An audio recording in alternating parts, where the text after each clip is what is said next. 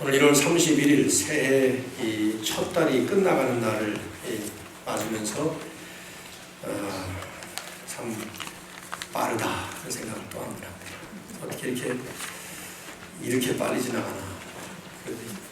연세 드신 어르신들 앞에 죄송한 편입니다만 저도 나이가 들어가나 이런 생각이 드는데요. 참 빠르네요. 근데 2부 예배 때 청년들 앞에서 이 얘기를 했더니 다들 그렇게 끄덕거리는 거 보니까 나이 드신 분들만이 아닌 것 같아요. 송구영 신예배 드린 지가 엊그제 같은데 벌써 1월이 지나고 내일 2월로 들어가는 12달 중에 한 달을 벌써 다 지나버리고 말았어요. 지난 시간에 나눴던 말씀 새삼 느껴지지 않습니까? 세월을 아끼라. 바울을 통해서 에베소 교회에 들려준 말씀, 세월을 아끼라. 정말 실감나요. 날아가는 것 같이 지나가는 시간, 달려가는 것처럼 쏜살같이 가고 있는 세월 볼 때 이 아끼듯이, 정말 아끼듯이, 아껴서 쓰듯이 소중하게 여기면서 살아가야 될 우리의 삶이 아닌가 이런 생각이 듭니다. 여러분은 어떻게 사는 것이 세월을 아끼며 낭비하지 않고 소중하게 살 수 있는 길일까요? 지난 시간에 우리는 사도 바울을 통해서 주신 말씀을 볼 때 그 한순간 한순간에 주의 뜻이 무엇인가를 이해하고 분별하고 뜻대로 사는 것이라고 말씀을 나눴습니다. 세월을 아끼라. 때가 악하니라. 그러면 사도 바울은 어리석은 자가 되지 말고 오직 주의 뜻이 무엇인가 이해하라. 그렇게 말씀을 덧붙입니다. 아마 우리 삶 자체가 주님의 뜻에 따라서 사는 것이기 때문에 우리 삶에 중요한 것뿐만 아니라 심지어는 사소한 일에게까지 매사가 주님의 뜻에 합당합니다.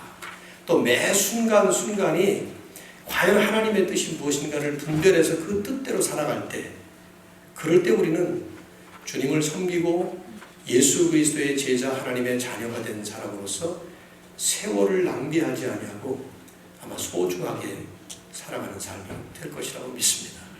그렇게 생각해 볼 때 우리의 큰 과제는 주님의 뜻이에요. 하나님의 뜻을 어떻게 우리가 정확하게 파악하고 이해해서 그것을 매 순간 우리의 삶에 적용하겠습니까? 하나님의 뜻이라고 하는 이 주제는 사실은 성경이 전체에서 창세기에서부터 요한계시록까지 우리에게 말씀하고 있는 것인데 폭넓게 이 모든 부분을 크게 한번 둘로 나눠서 생각할 수 있을 것 같아요. 우선 첫째는 성경 속에 밝혀주신 하나님의 뜻을 이해해야 합니다. 왜냐하면 하나님은 우리 인생이 어떻게 살아야 하는지 그 인생의 원리에 대해서 중요한 하나님의 뜻을 성경에 다 알려주셨습니다. 도덕적이고 윤리적이고 영적인 신앙적인 이런 중요한 차원에서는 하나님께서 이렇게 살아야 한다 하는 하나님의 뜻을 분명히 밝혀주셨죠. 예를 들면 우리가 살아가면서 어떤 사람에게 해를 당한다고 합시다. 그러면 인간적인 생각으로는 나에게 해 끼친 사람에게 보복을 할 텐데 어떻게 보복을 해야 하나님의 뜻에 맞을까? 이런 고민할 필요가 없어요. 왜냐하면 하나님은 보복하지 말라고 분명히 뜻을 밝히셨죠. 악한 자를 대적하지 마라. 오른편 뺨 맞으면 왼편 돌려대라. 속옷 빼앗기면 겉옷도 내줘라. 이게 하나님의 뜻이에요. 물론 우리가 그렇게 살지 못해서 그렇지 하나님의 뜻은 분명하게 우리에게 밝혀주셨어요. 결혼해서 살다가 서로 맞지 않아서 부부가 헤어지는 일이 비일비재합니다. 그럴 때 부부가 이혼하는 것이 하나님의 뜻인가 아닌가 뭐 이런 거 가지고 고민할 수 있죠. 심지어는 그러는 와중에 옆집에 이사온 부인이 너무 내 마음에 들어요. 이 하나님이 지금 부인하고 헤어지고 저 사람하고 살라고 보내주셨나 보다. 이렇게 고민할 이유가 없어요. 왜냐하면 성경에 분명히 하나님의 뜻을 밝히셨어요. 하나님이 짝지어 주신 것을 사람이 나누지 못할지니라. 그게 하나님의 뜻이에요. 그렇게 못 지킬 뿐이고 잘 못해서 그렇지. 그러니까 하나님의 뜻을 이해하려면 우리의 삶에 하나님의 뜻이 무엇인지를 알아서 그 뜻대로 살기 위해서는 가장 먼저 성경을 알아야만 합니다. 이 안다는 말은 어떤 지식적으로 안다는 뜻이 아니라 영적으로 깨닫는다는 것을 의미합니다. 그래서 우리의 영혼이 하나님의 뜻을 깨닫고 그것을 우리의 삶 속에 깊이 있게 적용할 수 있는 그것이 첫 번째 길일 겁니다. 하지만 우리 더 넓게 생각을 해보면 그런 중요한 도덕적, 윤리적, 영적, 신앙적 차원에서 뿐만 아니라 심지어 하나님의 뜻은 우리의 아주 사소한 일상생활, 구체적인 삶의 현장과 사건과 과정 속에 전부 적용이 됩니다. 내가 수입을 얻어서 그 수입을 어떻게 써야 되는지 하나님의 뜻과 관련이 돼요. 내 마음대로 하면 안 되죠. 시간을 어떻게 써야 하는지, 어디서 살아야 할지, 어떤 직장 생활을 해야 될지, 이 사업 해야 될까 말아야 될까 하는 그런 모든 것이 전부가 다 하나님의 뜻과 관련돼요. 근데 그런 것들을 해서 하나님의 뜻을 어떻게 찾냐 이 말이에요. 이건 참 어려운 일이에요. 쉽지 않습니다. 왜냐하면 우선 성경이 안 나와 있어요. 그리고 우리 각자에게 아주 다양하게 하나님이 뜻을 펼치십니다. 근데 어떻게 해야 그 하나님의 뜻을 알 수 있습니까? 저는 이 문제는 상식적으로 우리가 풀어갈 수 있다고 생각해요. 어떤 분의 뜻을 알려면 그분을 깊이 알아야만 합니다. 예를 들어서 어떤 사람을 처음 사귄다고 할 때 처음에 그 사람 알 수가 없어요. 그 사람이 뭘 좋아하는지 싫어하는지 저 표정이 무슨 뜻인지 모릅니다. 그러나 세월이 지나고 점점 더 그분과 관계가 깊어지고 깊은 교제를 나누게 되면 나중에는 그분 표정만을 보고도 알 수 있죠. 부부관계가 그렇잖아요. 결혼을 하게 되면 처음 결혼한 사람은 아무리 사랑해서 결혼했지만 잘 모릅니다. 상대방. 내 아내가 내 남편이 뭘 좋아하는지 어떨 때 화나는지 잘 몰라요. 그러다 보니까 그 어줍지 않게 하는 말이 그걸 말해야 하나 이런 말을 하는데 말해야 합니다. 말하기 전에는 모릅니다. 어떻게 사람 속을 압니까? 모르죠. 그러나 이제 10년이 지나고 20년 지나고 30년 지나고 저처럼 한 38년쯤 살고 나면 대략 얼굴 표정 보면 알아요. 아, 아내가 배고프구나. 졸리구나. 저 지금 얼굴 표정은 지금 무슨 뜻이구나. 이게 대강 압니다. 38년이 지나놓고도 아직도 말해야 알면 그건 문제가 심각한 관계죠. 이게 무슨 상식을 얘기합니까? 누구의 뜻을 안다고 하는 것은 그분과 개인적으로 깊은 교제 관계가 이루어지지 않으면 몰라요. 우리가 하나님의 뜻을 어떻게 알 것이냐. 우리가 하나님의 자녀고 하나님이 우리 아버지라는 것을 분명히 안다고 하면 그 아버지와 자녀 관계 속에서 하나님과의 내 관계, 하나님과의 그 교제가 충분할 만큼 깊어지면 깊어질수록 우리는 하나님의 뜻을 잘 알 수가 있습니다. 이 돈을 어디에 써야 할지 말씀을 묵상하고 기도하면서 대원리를 찾은 다음에 그 구체적이고 사소한 일들까지 하나님이 뭘 원하시는지 알 수 있다 이 말이죠. 저는 오늘 본문이 이런 맥락에서 사도 바울이 우리에게 말씀하고 있다고 분명히 믿어요. 성령으로 충만함을 받으라. 왜 사도 바울이 뜬금없이 성령 충만에 대한 얘기를 하실까? 여러분 성령 충만 그러면 어떤 인상이 주어집니까? 저도 그렇지만 대부분이 그럴 거예요. 어떤 미스티컬한 신비적인 느낌을 주는 용어예요. 성령 충만. 그래서 기도원 같은 데 가서 며칠을 밤을 새우면서 금식기도 하고 철야기도 하고 그러면 성령 충만해질 것 같아요. 그게 뭔지는 안 가네 하여튼. 그런 느낌이 드는 용어죠. 근데 왜 갑자기 사도 바울이 이런 얘기를 할까 하는 것은 갑작스럽게 하는 말씀이 아니에요. 지금 이 에베소서의 흐름과 맥락 속에서 이 말씀을 하는 거죠. 바울은 에베소 1, 2, 3장에서 우리가 어떤 존재냐, 우리가 이제 예수 믿게 된 것이 과연 뭐냐 하는 것을 원리적으로 설명을 했어요. 그리고 4장으로 들어오면서 그러므로 어떻게 살아야 되느냐 하는 말씀을 설명하기 시작했습니다. 오랫동안 계속 반복해서 말씀드렸지만 그리스도인은 옛사람의 삶을 벗어버리고 새 사람의 삶을 시작한 사람들입니다. 그렇기 때문에 이제는 더 이상 어둠의 일에 속한 것이 아니라 빛의 자녀들께 살아야 돼요. 그래서 악하고 불의하고 거짓된 삶을 과거에는 살았을지 몰라도 이제는 더 이상 그런 삶이 아니라 착하고 그리고 의롭고 그리고 진실한 삶을 살아야 돼요. 그래서 어리석은 자가 아니라 지혜로운 자로서 살면서 매 순간순간마다 세월을 아끼면서 낭비하지 아니하고 값지고 보람있게 하나님의 뜻을 그 안에 적용하면서 살아야 되는데 그러려면 성령으로 충만해야 된다 하는 말씀을 하는 것이죠. 성령 충만이라는 이 용어는 특별히 이제 에베소서에서 이 말씀이 강조되어 있는데 제가 한 절만 오늘 일부러 택했어요. 여기 나오는 말씀 중에 때가 악하니라 하는 말씀과 직결된다고 생각해요. 이 바로 앞에 나오는 말씀을 여러분이 올라가 보시면 세월을 아끼라, 세월을 아껴야 되는 이유가 때가 악하니라 그런 말씀을 했는데, 매 순간순간마다 소중하게 잘 살아야 되는 이 막중한 우리의 과제가 있는 것은 때가 악하기 때문에, 2000년 전에 사도 바울이 에베소서를 쓸 때 때가 악했다면 지금은 훨씬 더 악한 때가 됐어요. 앞으로 점점 더 악한 때가 될 것입니다. 그래서 결국 하나님의 심판을 초래하게 될 것입니다.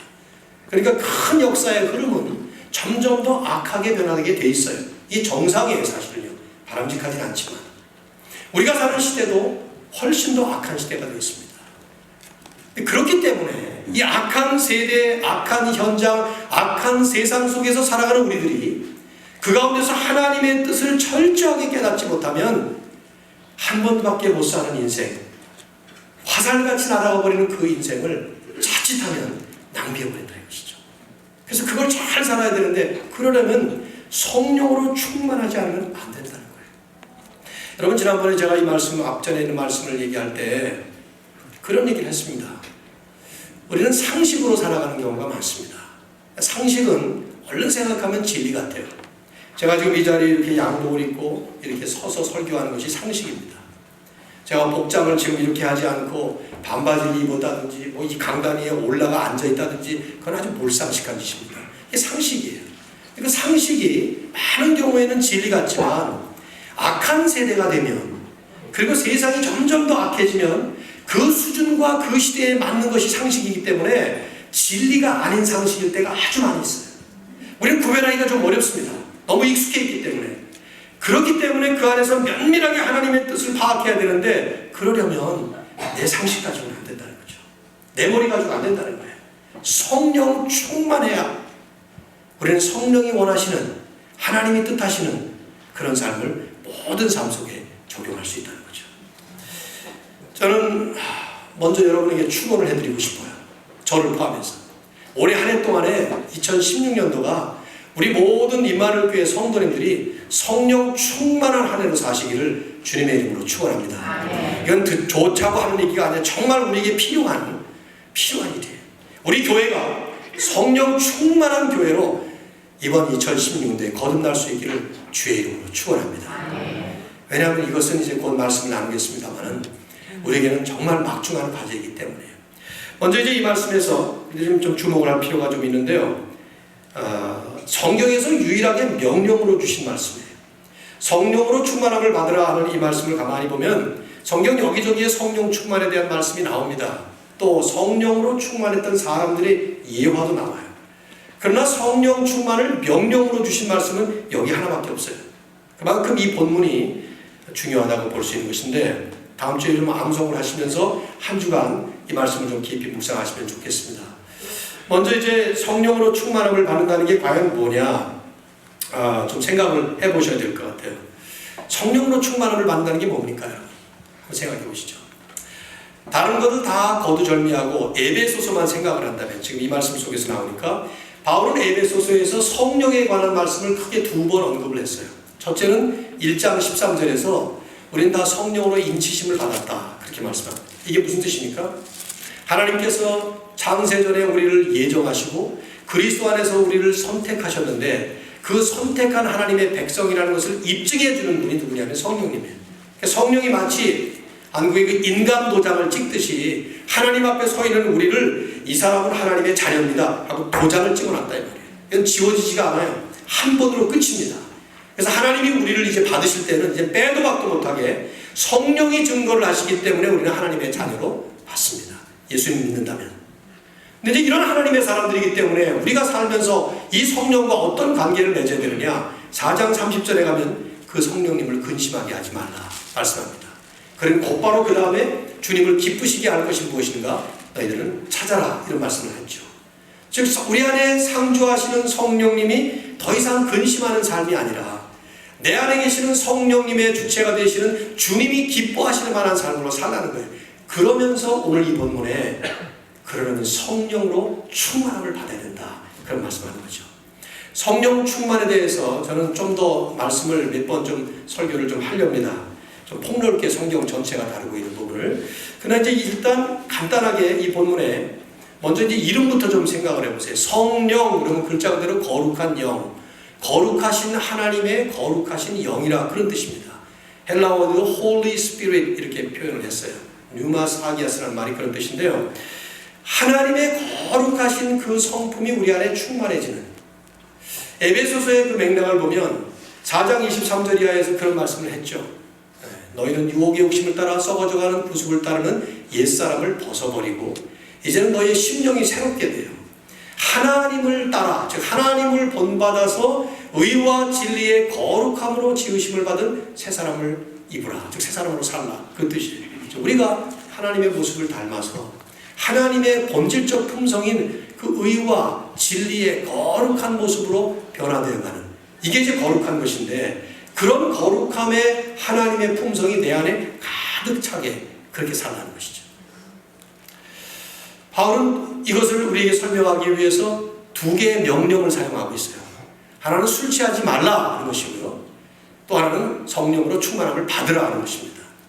이것은 술 취함과 성령의 충만함을 어떤 면에서는 비교하는 것이고 어떤 면에서는 대조하는 것입니다. 비슷한 면을 비교하고 그래서 성령 충만을 이해하게 하고 반대되는 면을 대조시키고 있는 것인데, 간단히 설명드리면 이런 거예요. 여러분 술 취해 보셨습니까? 보기로 표현 안 하셔도 좋을 것 같고요. 술 취해 봤다면 술의 영향이 뭔지를 아실 거예요. 술 취한 사람은 술의 영향력 안에 들어갑니다. 그래서 그런 말들 하잖아요. 처음에는 사람이 술을 마시지만 그 다음에 술이 사람을 마신다, 이런 말이 있는데 그게 무슨 뜻이냐, 제가 생각해 보니까 나중에 이제 술에 그냥 완전히 이제 잡혀버리고 마는 것이죠. 근데 마치 술 취한 사람이 술의 영향력 안에 들어가는, 우리 미국에서도 DUI라는 표현을 쓰잖아요. Driving under the influence of alcohol, 그 말이죠. DUI, 거기서 influence, 영향이라는 말 쓰잖아요. 술 취한 사람이 술의 영향을 받는 것처럼 성령에 충만한 사람도 성령의 영향력 아래로 들어간다는 것이죠. 이 비슷한 면이에요. 그러나 정반대로 대조되는 것은, 바울은 그걸 대조시키는 것인데, 술 취한 사람은 술 때문에, 그 영향 때문에 절제력을 잃어버립니다. 술이 그 사람을 좌우하는 것입니다. 하지만 성령에 충만한 사람은 성령에 충만하기 때문에, 성령의 영향 때문에 오히려 성령의 열매인 절제를 합니다. 술은 절제를 잃지만 성령은 절제를 받는 거예요. 왜 이 표현을 특별히 쓰느냐? 갈라디아 5장 22절과 23절을 보시면 성령의 9가지 열매가 나와요. 어쩌면 성령 충만한 모습을 이런 표현을 썼다고 생각돼요. 나중에 또 한번 말씀을 나누겠습니다만은, 성령의 9가지 열매가 뭐죠? 외우시는 분. 사랑과 희락과 화평과 오래 참음, 자비, 양선, 충성, 온유, 절제. 이 9번째 마지막 클라이마스가 절제, self control. 이 말은 화날 때 참는다든가 이런 정도가 아니에요. 내 자신이 과거에는 죄에 의해서 컨트롤되던 사람이었어요. 내 욕심에 의해서 컨트롤되던 사람이었습니다. 그걸 어쩌지 못해요. 그런 모습들이 드러나는 것이 일종의 중독 같은 거 아닙니까? 그러나 이제는 성령에 충만하게 되면 그 성령 때문에 성령만이 우리에게 주실 수 있는 열매인 절제의 열매를 맺어서 내 모든 삶이 하나님 앞에서 이런저런 부분에서 균형 잡힌, 어떤 면에서는 완벽한 그런 모습을 갖추게 되는, 이걸 이제 성령 충만으로 우리가 이해를 할 수가 있을 겁니다. 성령의 충만함을 받으라 하는 이 명령 한마디 질문을 오늘 보면서 저는 여러 주해를 제가 좀 이렇게 읽어봤는데, 그 중에 제가 자주 인용하는 그 존 스타트 목사님이 쓰신 에베소서 주해 보면은 이분이 이 특별한 그 헬라어 문법을 잘 분석을 했어요. 여러분에게는 좀 생소할 수 있습니다. 우리가 우리말을 쓰는, 또 영어에도 마찬가지인데요. 이것이 이제 헬라 원어에만 나와 있는 부분이라서 저도 이제 생각을 좀 하다가 이 부분은 좀 한번 나누는 게 좋겠다 생각이 들었어요. 제가 지금 이제 나누는 4가지 말씀은 이건 존 스타트 목사님이 분석한 연구로 나오는 것인데, 저는 이 말씀이 우리가 좀 알만한 필요가 있다고 생각이 돼요. 이것이 우리에게 특별히 이 말씀 속에서 주는 강조점이 있다고 봅니다. 첫째는 명령형입니다. 성령으로 충만함을 받으라 하는 말씀은 그냥 단순한 권면이 아니에요. 어떤 제안이 아닙니다. 이렇게 하면 좋겠다 말입니다. 엄격한 명령입니다. 무슨 말입니까? 성령 충만의 과제는 그리스도인들이 해도 그만 안 해도 그만인 그런 일이 아니라 반드시 이루어야 될 필수 과제라는 것입니다. 그래서 명령으로 주십니다. 마치 공부하는 학생들에게 대학 같은데 1년, 2년, 3년, 4년을 다니고 졸업을 해야 되는데 졸업하려면 그 졸업 학점을 이수해야 돼요. 예를 들면 200학점을 해야 된다. 그럼 200학점 따야 됩니다. 그러나 200학점이 아니라 그보다 훨씬 더 250점을 뗐다 하더라도 졸업 못하는 경우가 있습니다. 언제 그럽니까? 필수 과목을 한 과목이라도 이수하지 않으면 그건 못합니다. 그게 필수 과목의 특징이에요. 성령 충만은 그리스도인의 삶의 선택 과목이 아니라 필수 과목 같은 것입니다. 우리 모두에게 필요한, 당연히 우리가 해야 될 그런 일을, 그래서 명령형으로 말씀합니다. 또 하나 이제 우리가 주목할 만한 것은 이게 복수형으로 주셨어요. 우리말에는 나와 있지 않고 또 영어 성경에도 그렇게 표현을 못하고 있는데 헬라어에 보면은 어떤 대상에게 명령을 할 때 그 대상이 한 명이냐 아니면 2명 이상의 복수냐 어떤 단체냐 이것이 구별이 되어 있습니다. 근데 이 말씀에 성령으로 충만함을 받으라 할 때 그 대상은 교회 전체를 두고 한 말입니다. 즉 그 앞에 이 말을 집어넣어도 돼요. 너희 에베소 교회는 전 공동체가 성령의 충만함을 받으라 그 뜻입니다. 여러분 생각해 보십시오. 개개인이 성령 충만을 해야 되는 과제가 있긴 하지만 공동체적으로 생각해 봐야 될 과제라고 하면 이건 엄청 어려운 과제이기도 하고 아주 막중한 중요한 과제입니다. 어떤 특수한 당회원들만 성령 충만을, 목사만 성령 충만을 이러면 나와는 상관이 없다고 볼 수 있겠지만 전 교회 공동체가 성령 충만을 지금 큰 과제로 안고 있는 거예요. 그래서 설명보다 예화를 들면 좋을 것 같아요. 성경에는 예화입니다. 사도행전 5장에 보면 아나니아와 삽비라는 비극적 사건이 나옵니다. 잘 아시는 사건 아니에요? 밭을 팔아서 그 사람의 재산을 팔아서 교회에다 갖다 내면서 그 중에 얼마를 놔두고 얼마를 갖다 바칩니다. 근데 거기에 아나니아와 삽비라가 그렇게 했다고 해서 그 자리에서 죽습니다. 잘 이해가 안 되는 사건이죠. 헌금을 속인 것도 아니요. 사실은 자기 재산 팔아서 그 중에 얼마를 놔두고 뭐 감췄다는 표현은 나오긴 합니다만은 놔두고 갖다 놓는데 그 사람들이 죽어요. 그것 때문에. 베드로가 뭐라고 지적을 하는가 하면 너희가 어찌하여 성령을 속이고 그런 표현을 써요. 성령을 속였다. 그런 말이에요. 그것이 어떤 특별한 죄였는가? 그렇지 않습니다. 오히려 사도행전의 역사 속에 이게 어떤 의미를 가지고 있는가를 살펴볼 필요가 있어요. 그게 5장에 나오는 사건인데 4장으로 거슬러 올라가 보면은 그 배경이 나옵니다. 그 4장 마지막 부분에 공회가 첫 번째 교회인 예루살렘 교회를 핍박하는 내용이 나와요. 그때 예루살렘 첫 번째 공동체는 다 같이 모입니다. 그래서 성경에서 표현하기를 그들이 한 마음으로 하나님 앞에 기도하는 장면이 나와요. 그때 하나님 앞에 간절하게 우리가 지금 하나로 모였습니다. 공회가 우리를 협박합니다. 그러면서 시편에 있는 얘기를 하죠. 이런 많은 군왕들이 나서서 우리를 방해하지만 하나님께서 우리와 함께하여 주옵소서 그러면서 기도하는 장면. 그때 그들이 합심해서 기도할 때 어떤 역사가 일어나는가 하면 사도행전 4장 31절에 이렇게 말씀이 기록되어 있어요. 무리가 다 성령이 충만하여 담대히 하나님의 말씀을 전하니라.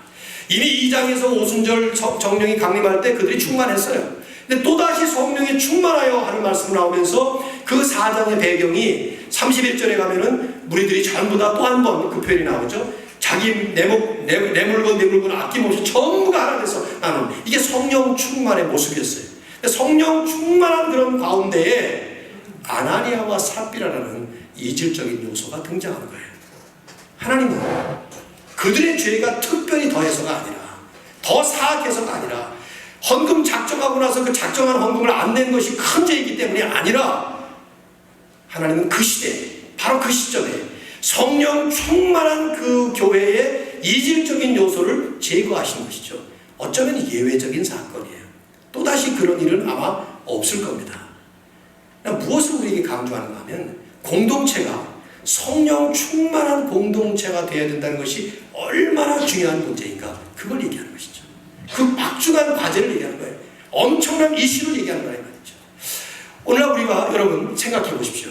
성령 충만이라는 과제를 생각할 때 우리는 너무 쉽게 이렇게 생각해요. 성숙한 그리스도인들이 성령 충만을 해야 될 일이에요. 내가 내 주제에 무슨 성령 충만 이렇게 생각하기 쉽습니다. 어떻게 충만하냐 이 정도면 괜찮지 이런 생각도 할 수 있고 그러나 성령 충만은 이미 말씀드린 것처럼 오늘 이 본문에 유일하게 딱 한 번 명령으로 전 교회 공동체에 주는 막중한 과제로 안길 것입니다. 저는 올 한 해 우리 온 공동체가 한 사람 한 사람 모두를 포함해서 전체가 다 성령 충만을 향해서 힘차게 달려갈 수 있기를 주의 이름으로 축원합니다. 이것은 어떤 사람, 어떤 부류의 과제가 아니에요. 우리 전체의 과제라 이 말이죠. 제 몸이 지금 조금 불편해요.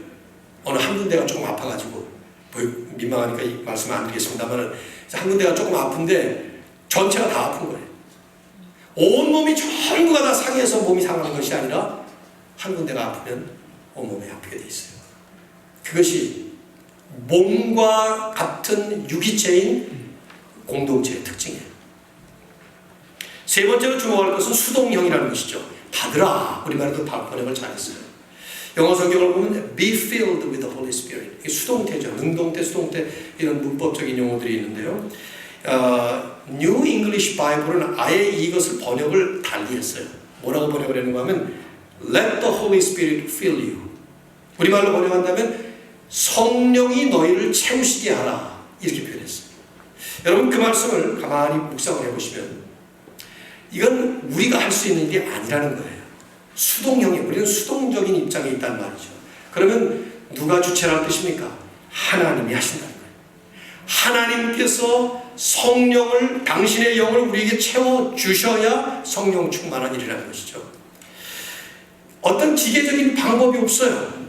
우리가 할 수 있는 일이 없다 이 말이에요. 그러나 한편 더 생각을 해보시면 수동형이라는 의미는 주체가 성령이시고 주체가 하나님이라는 뜻을 강조하는 표현이지 나는 가만히 앉아서 아무것도 안 하고 그냥 받기만 한다는 뜻은 아닙니다.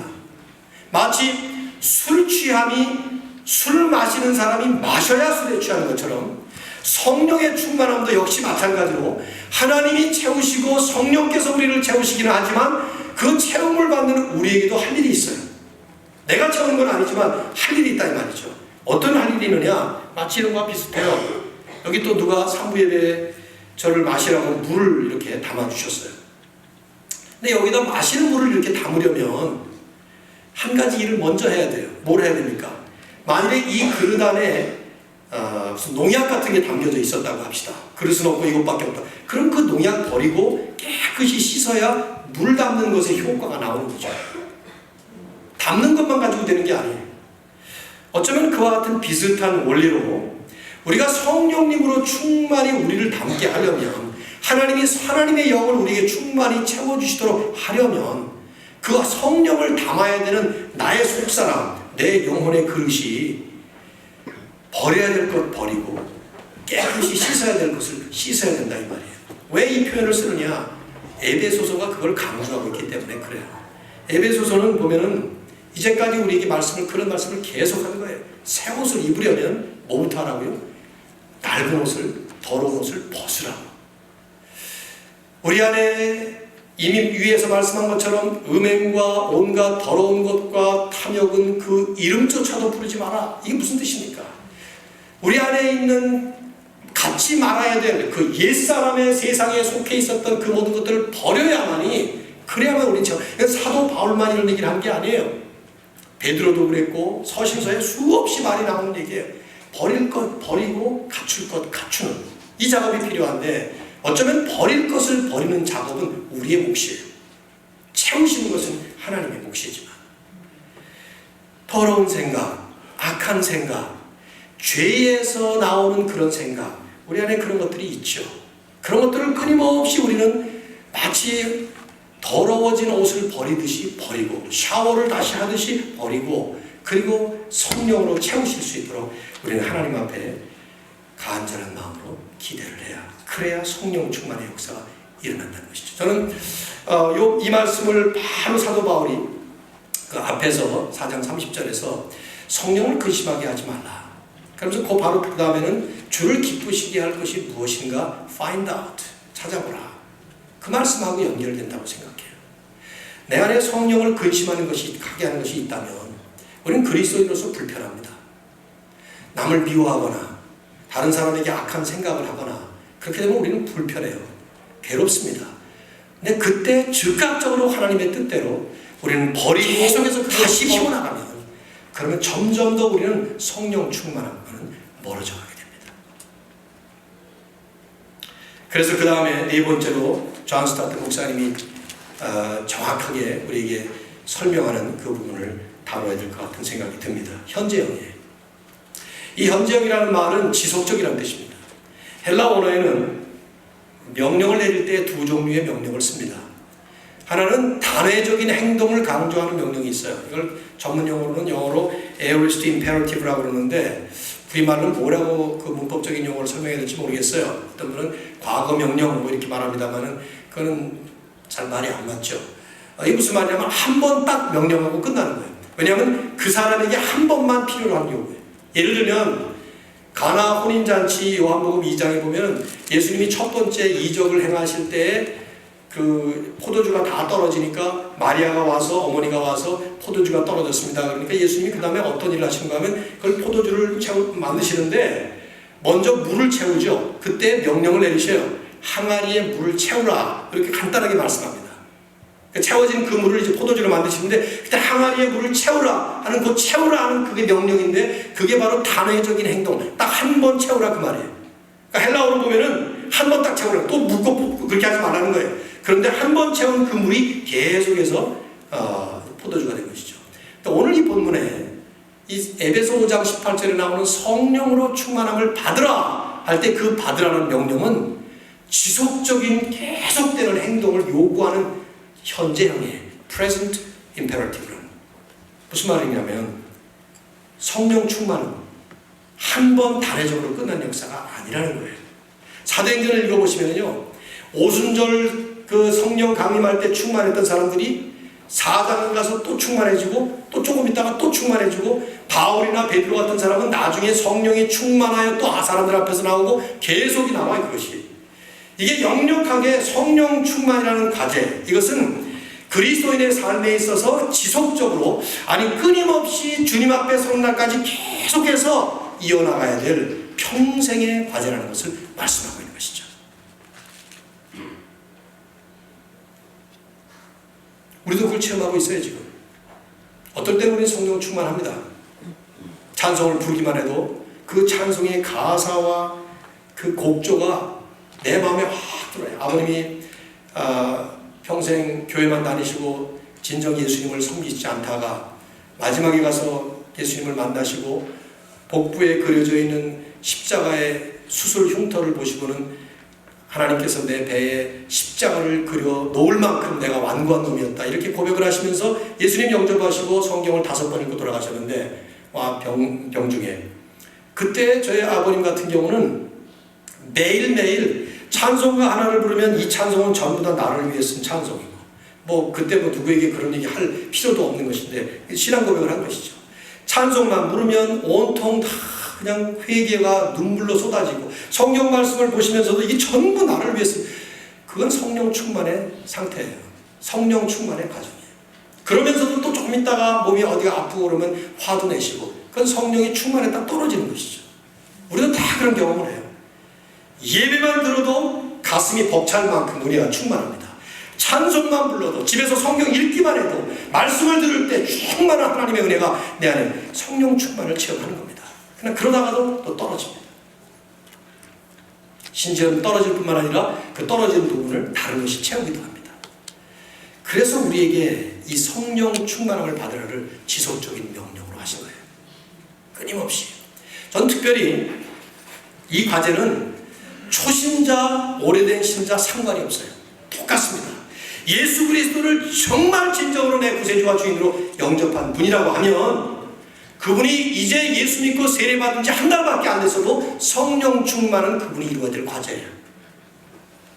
10년 믿으셨으면 10년 믿은 분답게. 이건 이런 차이입니다. 또 제가 좀 이해를 돕기 위해서 설명을 한다면, 물그릇 하나 더 가져왔어야 되는데, 지금 요만한 지금 컵이 있습니다. 여기 지금 물이 다 차지는 않았지만 찼다고 가정을 하세요.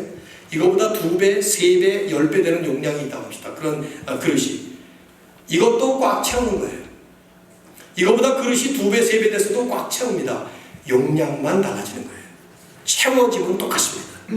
어쩌면 이제 간 믿어서 아직 성경을 한 번도 읽어보지 못한 분이라 하더라도 정말 예수 그리스도를 믿었다면, 그 주님이 주님인 걸 분명히 고백하고, 이 주님이 아니면 나는 영원히 죽을 수밖에 없는 죄인이었는데 이 주님 때문에 나는 영생을 얻게 됐다는 것을 분명히 확신하는 분이라면, 믿은 지 한 달밖에 안 된 분도 성령 충만해야 합니다. 그리고 그럴 수가 있습니다. 5년이 지나 10년이 지나 20년이 지나 장로가 되고 목사가 되고 권사님이 되고 이런 직분을 받아도 역시 성령 충만, 그때는 용량이 달라지는 것이죠. 어떨 때 보면 우리 주일학교의 어린아이들이 성령 충만하다는 모습을 볼 때가 참 많이 있어요. 그 아이들이 아주 순진하게 천진난만하게 신앙 고백을 할 때 보면은 정말 때가 안 묻은, 여러분 그런 생각 들 때 없습니까? 예수님이 어린아이와 같지 아니하면 그게 우리 아이들에게서 보여지는 부분인데, 그러다 보면 마음에 또 양심에 찔림도 있고 그러잖아요. 이것이 오늘 이 본문에서 우리에게 촉구하고 있는 말씀이에요. 지속적으로 이루어야 될 성령 충만의 이 과제. 제가 차분히 여러분에게 좀 이론적인 말씀으로 말씀을 나눴습니다만은, 우리의 과제는 이런 것이죠. 어떻게 해야 그러면 내가 성령으로 충만함을 받고 항상 성령 충만으로 살아갈 수 있겠는가? 저는 이런 질문 앞에 좀 안타깝게도 어떤 기계적인 그런 방법이 성경에 없다는 것을 말씀을 먼저 드려야 될 것 같아요. 얼마나 좋겠어요. 이 성경 66권 뒤에 요한계시록 22장 뒤에다가 하나님께서 부록을 하나 딱 이렇게 좀 이렇게 붙여주셔가지고 성령 충만 비결 1, 2, 3단계 이런 거 썼다. 한 달 만에 성령 충만하기 이런 거 이렇게 써놨다면, 그래서 학원에 가면 그런 온통 그런 거 붙어 있잖아요. 한 달 만에 뛰기 이런 것들 얼마나 좋겠어요. 근데 그런 게 없어요. 성격 없습니다. 이렇게 하면 성령 충만하고 그런 게 없어요. 그런데 이제 성경을 보면 우리가 정리할 만한, 또 실용적으로 프랙티컬하게 우리를 생각하게 할 만한 그런 말씀들이 몇 군데 있습니다. 한 5분 정도 제가 두 군데 성경을 한번 말씀을 드리고, 그리고 이 말씀으로 결론을 맺겠습니다. 하나는 요한복음 7장이고요. 또 하나는 골로새 3장입니다. 먼저 요한복음 7장 말씀을 한번 보십시오. 찾으셔서 저랑 한번 같이 읽겠습니다. 요한복음 7장 37절입니다. 157페이지에 있습니다.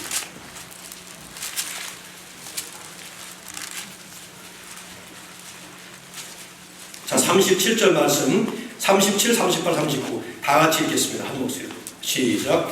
명절 끝날 곧 큰 날에 예수께서 서서 외쳐 이르시되 누군지 목마르거든 내게로 와서 마시라.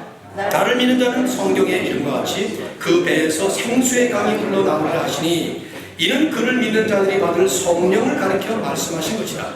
예수께서 아직 영광을 받지 아니하셨으므로 성령이 아직 그들에게 계시지 아니하시더라. 복음서를 읽어보시면 예수님이 큰 소리로 외쳤다는 말씀이 거의 안 나옵니다.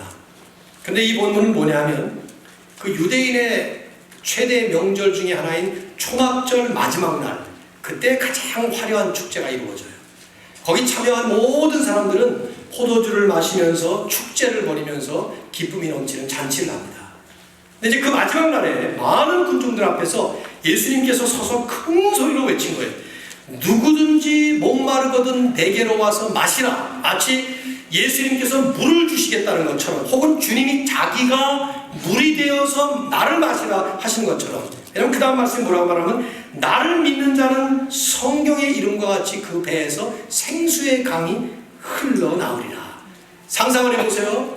예수님을 믿는 사람은 그 배에서 living water, 생수의 강물이 넘치는 것처럼 그렇게 철철 넘쳐 흐른다는 거예요. 근데 그 생수의 강이라는 게 뭐냐?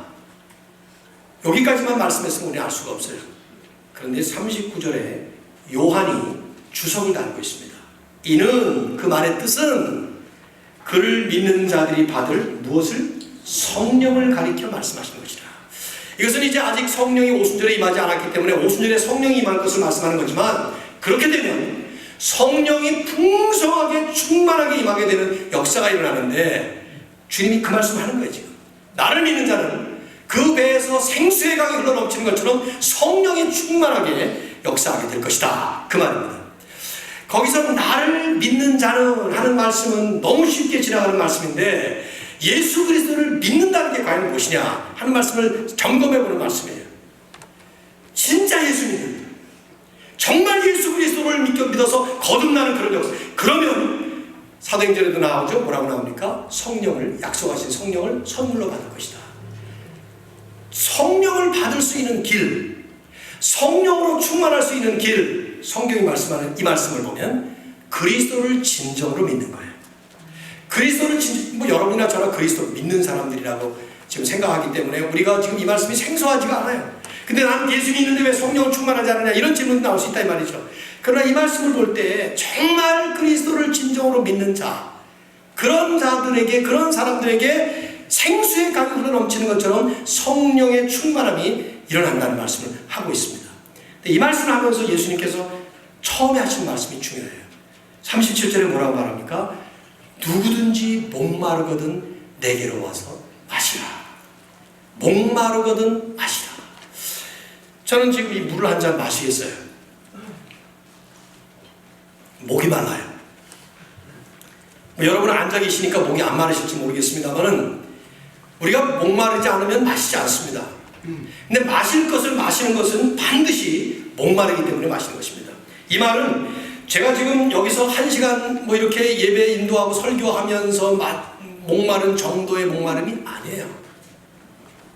팔레스타인 광야에 그 뜨거운 폭염 아래, 뜨거운 태양볕 아래 지칠 대로 지친 한 여행자가 가지고 있었던 그 물은 다 떨어져 버리고 목은 다 타오르고 얼굴이 익어버리고 그 땡볕에 물을 구할 길이 없는 그런 가운데서 터벅터벅 걸어갈 때 그 사람의 그 상황, 물을 간절히 사모하는 그 상황, 그걸 지금 말하는 거예요.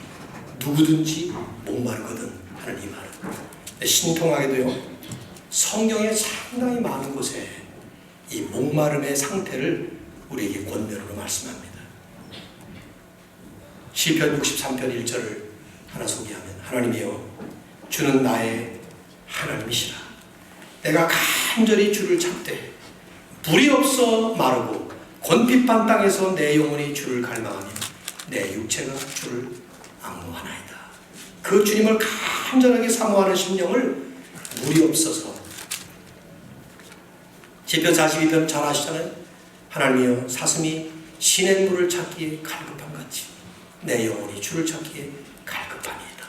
이 갈급하게 주님을 찾는 예레미야 선지자는 타락한 이스라엘 백성들을 향해서 예레미야 29장 13절에서 너희가 전심으로 나를 찾고 찾으면 나를 만나리라. 이런 모든 말씀들이 전부 다 일맥상통하는 말씀들이에요. 간절함으로 사모할 때 하나님은 우리에게 하나님의 영으로 가득 채워주시는 줄로 믿습니다. 여러분, 간절함이 최우선이며 입문입니다. 성령 충만의 입문입니다. 그렇게 간절한 마음으로 예배를 나오면 예배를 드리고 돌아갈 때 성령 충만을 체험합니다. 그 간절한 마음으로 성경을 펴시면, 벌써 여러분 한 달 지났기 때문에 어디까지 보셨는지 모르겠습니다만 그 말씀을 읽을 때마다 하나님이 우리에게 성령으로 채우십니다. 간절한 마음으로 기도하면 긴 말로 기도를 안 해도 하나님의 성령으로 우리를 채우시는 것을 체험하게 됩니다. 이게 어떻게 보면 방법이라면 방법이고요, 비결이라면 비결이에요. 또 하나만 더 하고 끝내겠습니다. 골로새 3장을 보면 오늘 이 본문과 너무 흡사한 본문이 나와요. 오늘 우리 본문에 보면은 에베소서 5장 22절에 보면 아내들이여 남편들이여 아비들아 자녀들아 상전들아 종들아 이러면서 쭉쭉쭉 말씀을 나가잖아요. 골로새 3장에 그 말씀이 나와요. 18절이에요. 그런데 그 말씀 바로 앞에 오늘 마치 5장 18절의 말씀이 있는 것처럼 비슷한 말씀이 하나 나옵니다. 자, 16절, 골로새 3장 16절 같이 읽습니다. 시작. 그리스도의 말씀이 너희 속에 풍성히 거하여 모든 지혜로 피차 가르치며 권면하고 시와 찬송과 신령한 노래를 부르며 감사하는 마음으로 하나님을 찬양하고. 여러분, 제가 5장 18절만 읽었고 에베소 5장 19절부터 22절을 안 읽었어요. 거기 읽어보시면 이 한 절에 요약된 말씀하고 비슷해요. 신령한 노래를 서로 화답하고 감사하고 노래하고 이런 말씀들. 그런데 신통하게도 에베소 5장 18절에서는 성령으로 충만함을 받으라 말씀했는데 골로새 3장 16절에서는 성령 충만이 아니에요.